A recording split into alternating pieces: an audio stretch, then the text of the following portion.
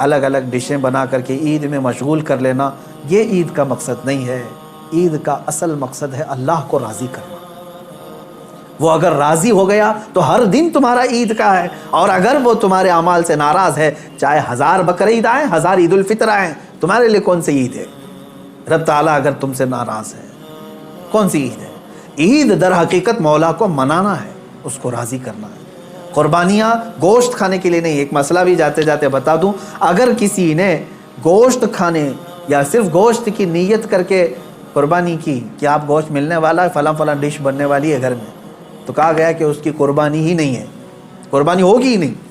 جس نے گوشت ملے گا اس کو میں بیچوں گا، اتنا کماؤں گا، جس نے بھی یہ نیت کی اس کی قربانی ہوگی ہی نہیں، ہوگی ہی نہیں۔ فرمایا گیا تقرب الی اللہ کی نیت ہونی چاہیے، میں قربانی کر رہا ہوں صرف اللہ کی رضا کے لیے، نیت یہ ہو، اور پھر گوشت کھانے میں مل گیا تو یہ اللہ کا انعام ہے۔ گوشت تو کھانا ہی ہے، ملتا ہی ہے آپ کو، لیکن نیت پہلے گوشت کھانے کی نہیں ہے، اللہ کو راضی کرنے کی۔ رب تبارک و تعالیٰ راضی ہو جائے۔ میرے عزیزو، آج کے دن اللہ تبارک و تعالیٰ کی بارگاہ میں خصوصی التجا کریں، دعا کریں، مولا کریم عید الاضحیٰ کی برکت سے یہ لاکھوں جو قربانیاں ہیں ان کو قبول فرمائے، اور ان قربانیوں کی برکت سے مولا تعالیٰ ہم سب پر مسجدیں، عیدگاہیں اور ہماری عبادت گاہیں کشادہ فرمائے۔ بقرعید میں ویسے تو تفصیلی جو واقعہ ہے وہ یوں ہے، اس کا میں اجمال بتا کر کے اپنا میسج دینا چاہتا ہوں۔ سیدنا ابراہیم خلیل اللہ علیہ الصلوۃ والتسلیم اللہ تعالیٰ کے ایک نبی ہیں، برگزیدہ پیغمبر، ایسے جلیل القدر نبی کہ انبیاء کرام علیہ السلام 1,24,000 کم و بیش نبیوں میں حضور اکرم صلی اللہ تعالیٰ علیہ وسلم کے بعد جو سب سے بڑا مرتبہ ہے وہ حضرت ابراہیم علیہ السلام کا ہے۔ حضور صلی اللہ علیہ وسلم کے بعد جو سب سے بڑا مقام ہے وہ حضرت ابراہیم علیہ السلام کا۔ سیدنا ابراہیم علیہ الصلوۃ والتسلیم کی اولاد نہیں تھی، آپ نے تقریباً 90 سال عمر پائی اس وقت تک، بلکہ آپ کی عمر اس سے بھی زیادہ ہوئی۔ جب آپ کی عمر پاک 90 سال تک ہوئی تب تک کوئی اولاد نہیں تھی۔ آپ کی زوجہ ایک حضرت سارہ ہیں اور دوسری حضرت ہاجرہ ہیں۔ پھر روایات یہ بتاتی ہیں کہ 100 سال کی عمر ہو گئی، لیکن حضرت ابراہیم علیہ السلام نے دعا کرنا نہیں چھوڑا تھا۔ یہاں سے یہ پتہ چلتا ہے کہ بندہ مایوس نہ ہو۔ ویسے تو 70 سال 80 سال مرد کے ہو جائیں تو وہ اپنی اولاد ہونے سے مایوس ہو جاتا ہے کہ اب میری عمر نہیں رہ گئی، لیکن وہ خلاق کائنات جسے چاہے عطا کرے۔ جب وہ حضرت مریم کو شوہر کے بغیر ان کو بیٹا دے سکتا ہے، اور حضرت صالح علیہ السلام کی پتھر سے اونٹنی پیدا کر سکتا ہے، تو وہ پھر مولا تعالیٰ 90 سال کیا 100 سال کے بعد بھی چاہے تو اولاد عطا کر سکتا ہے۔ دعا کرنا ترک نہ کریں۔ حضرت ابراہیم علیہ السلام کی دعا قرآن پاک میں موجود ہے، آپ یہی دعا کرتے تھے، رب ہب لی من الصالحین، اے اللہ مجھے صالح اولاد عطا فرما، صالحین میں سے مجھے نسل عطا فرما۔ حضرت ابراہیم علیہ الصلوۃ والتسلیم کی اس دعا کو قرآن پاک میں بھی آپ تلاوت میں پائیں گے۔ حضرت ابراہیم علیہ الصلوۃ والتسلیم کی اس دعا کو اللہ تبارک و تعالیٰ نے قبول فرمایا، اور پھر اللہ تعالیٰ نے ارشاد فرمایا کہ ہم تمہیں ایک بیٹا عطا کرتے ہیں۔ وہ کیسے معاملات ہوئے یہ بھی دیکھیے۔ حضرت ہاجرہ حضرت ابراہیم علیہ السلام کی اہلیہ، وہ گھر میں موجود ہیں، کچھ فرشتے آئے اور فرشتوں نے آ کر کے بشارت دی کہ اللہ تبارک و تعالیٰ تمہیں بیٹے سے نوازنے والا ہے۔ تو وہ کہنے لگی کہ میں اتنی بوڑھی ہو گئی ہوں، ان کی خود کی عمر 90 سال کے اوپر کی تھی، کہا اتنی بوڑھی ہو گئی ہوں، کیا مجھے بچہ ہو سکتا ہے؟ فرشتوں نے کہا ہاں، اللہ تبارک و تعالیٰ جو غالب حکمت والا ہے وہ چاہے تو ہو سکتا ہے۔ تو پھر اللہ تبارک و تعالیٰ نے یہ بشارت دی، اور بڑھاپے میں حضرت ابراہیم علیہ السلام کو بیٹے کی بشارت سے نوازا، اور اس کے بعد حضرت اسماعیل علیہ السلام کی ولادت ہوئی۔ چند دنوں کے بعد، چند سالوں کے بعد حضرت سارہ سے حضرت ابراہیم علیہ السلام کو دوسرے بیٹے بھی ہوئے، حضرت اسحاق علیہ السلام۔ اور یہ وہ لوگ ہیں، یہ 2 بیٹے ایسی عمر میں ہوئے۔ اب یہاں بتاتا ہوں میں آپ کو صبر کا اور استقامت کا پھل کتنا عظیم ہوتا ہے۔ 100 سال تک ابراہیم علیہ السلام صبر کرتے رہے اولاد کو، اور اس کے بعد اللہ نے اولاد دیا، 2 بیٹے دیے، ایک اسماعیل علیہ السلام اور دوسرے اسحاق علیہ السلام۔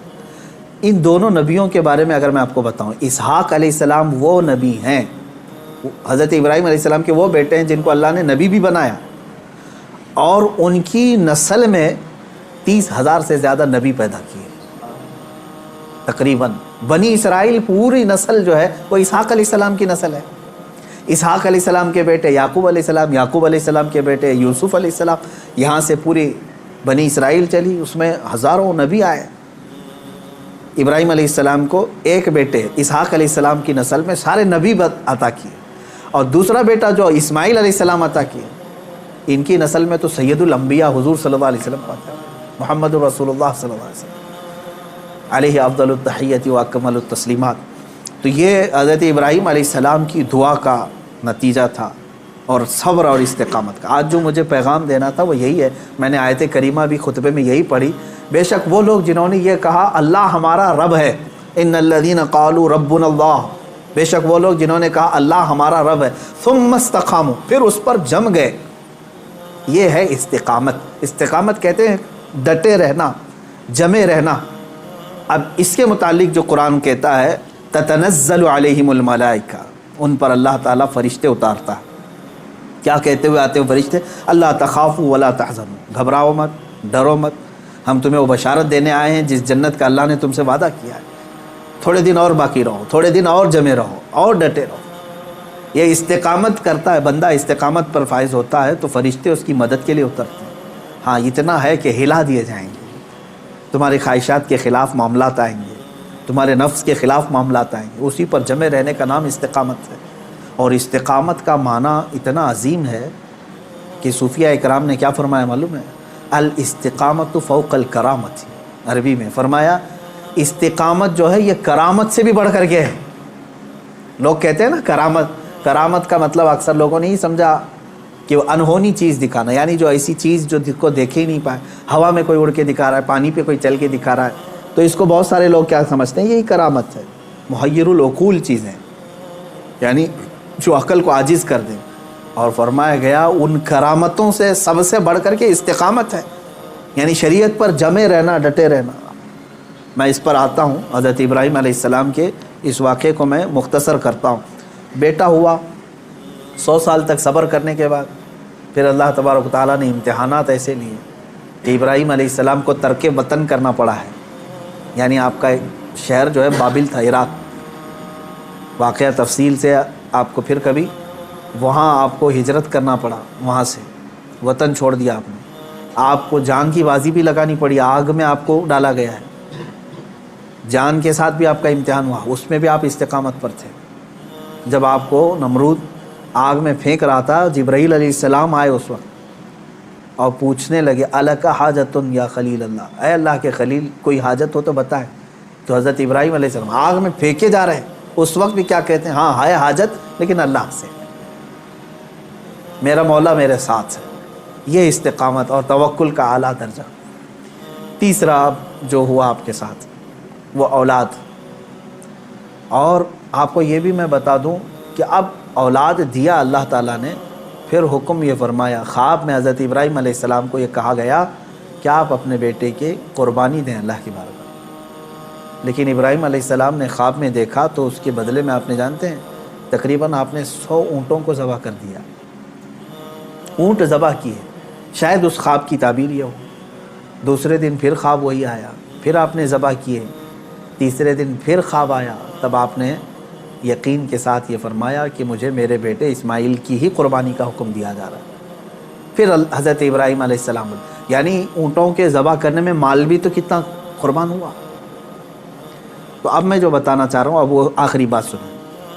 اسماعیل علیہ السلام کو بلایا اپنے قریب، جب ابھی حضرت اسماعیل علیہ السلام کی عمر پاک شباب کو نہیں پہنچی تھی، جوانی کے قریب آ رہی تھی، بلا کر کے کہنے لگے کہ انی ارا فی المنام انی اذبحک، اے اسماعیل میں نے خواب میں دیکھا ہے اور اللہ کا حکم یہ پایا ہے کہ میں تمہیں ذبح کر رہا ہوں، تم کیا کہتے ہو؟